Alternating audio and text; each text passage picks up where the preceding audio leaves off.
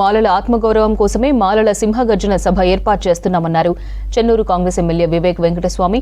తాము ఎవరికీ వ్యతిరేకం కాదన్నారు.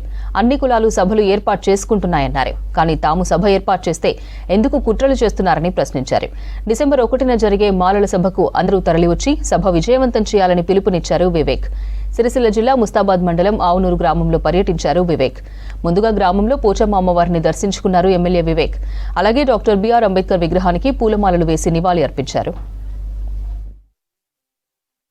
మాలా ఎమ్మెల్యేస్ నాగరాజ్ గారు, వినోద్ గారు, సత్యం గారు, మల్లు రవి గారు, ఎంపీ గారు, మేమందరం కూడా ముఖ్యమంత్రితో కలిసి 1వ డిసెంబర్ నాడు మాలల సింహగర్జన పెట్టుకుంటున్నాము.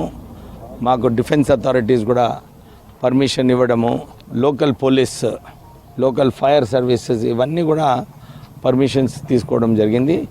మీరు వచ్చి ఈ ప్రోగ్రామ్ అటెండ్ కావాలని చెప్పి వారిని కూడా ఇన్వైట్ చేయడం జరిగింది. ఈరోజు కొన్ని పత్రికలలో వేరే విధంగా వార్తలు రావడం జరిగింది. మేము ఇంతే చెప్తున్నాము. మా మాల సభ మేము మొదలే అనౌన్స్ చేసుకున్నాము. వాల్ పోస్టర్స్ అన్నీ కూడా పెట్టుకోవడం జరిగింది. కొందరు వ్యక్తులు దాన్ని ఫెయిల్ చేయాలని చెప్పి ప్రయత్నాలు చేస్తున్నారు. మేము ఇంతే చెప్తున్నాము. మేము మొట్టమొదటిసారిగా పెద్ద ఎత్తున మాలల సింహగర్జన పెట్టుకోవడం జరిగింది. అందరు కూడా సహకరించి ఈ కార్యక్రమాన్ని విజయవంతం చేయాలని చెప్పి కోరుతున్నాం.